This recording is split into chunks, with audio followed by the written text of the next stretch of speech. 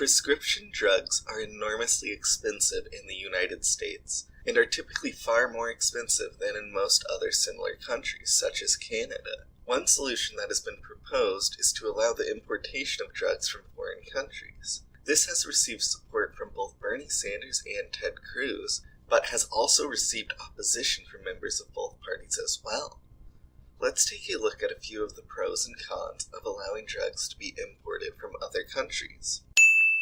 Importing drugs lowers the cost of drugs by allowing competition from drugs in foreign countries. This is particularly important in the United States, where the price of drugs is extremely high relative to many other nations, including Canada.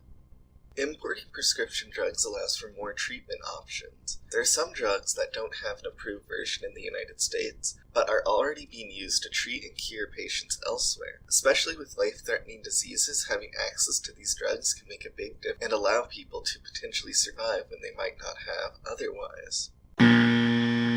Drug companies would make less profit, as they would be forced to compete with lower drug prices in other countries. This would also lower the enormous salaries of pharmacy CEOs.